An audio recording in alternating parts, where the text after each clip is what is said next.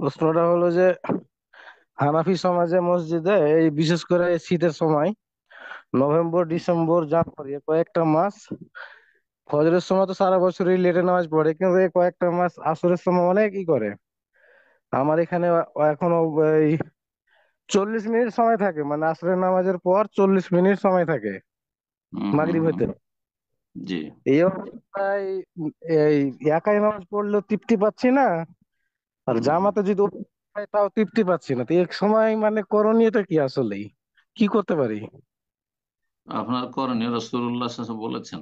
জি, বলেছেন যে সাল্লি সালাত আলি ওয়াক্তিহা।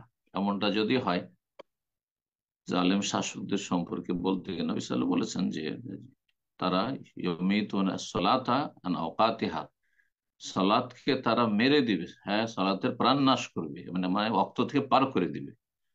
ওয়াক্ত একবারে শেষ দিকে চলে যাচ্ছে, এমনটা যদি হয় তো কি করবে? সাল্লি সালাত আলি ওয়াক্তিহা, আউয়াল ওয়াক্ত নামাজ পড়ে না, প্রথম দিকে একাই পড়ে নেবেন, বাড়িতে পড়ে নেবেন।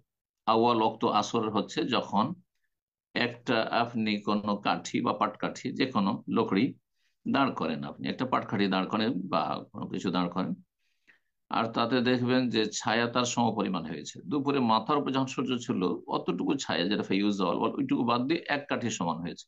আজকাল আসরের সালাতের সময় বাংলাদেশে, বাংলাদেশ একটি ছোট্ট দেশ, আমার যত অভিজ্ঞতা, সেই অভিজ্ঞতায় বলছি যে 2:45-র মধ্যে হয়ে যায়।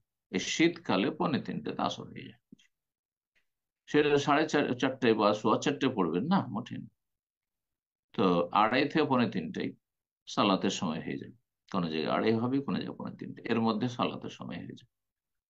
কেউ যদি এত বিলম্ব করে সালাত আদায় করে যেমনটা বললেন, আর আসলেই করে, কারণ হানাফিদের কাছে দুর্বল হাদিসের ভিত্তিতে ফতোয়া হচ্ছে 2 কাঠি পরিমাণ হইতে হবে, 1 কাঠি নয়, 2 কাঠি পরিমাণ হইতে হবে, তাহলে যার ফলে এরকম বিলম্ব করে থাকে।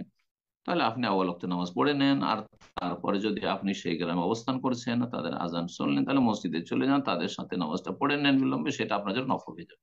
সেটা আপনার জন্য নফল হয়ে যাবে। এইরকম ফজরের ক্ষেত্রেও, ফজরে খুব বিলম্ব করে, সেই ক্ষেত্রে আউয়াল ওয়াক্তে আপনি ফরজ নামাজ পড়েন, আর তারপরে সেখানে আসেন, আর যদি আহ, বেশি নেকি চান, তাহলে চলে যাবেন তাদের জামাতে, আর সেটা দ্বিতীয় সালাতে আপনার নফল হয়ে যাবে। আল্লাহ তাআলা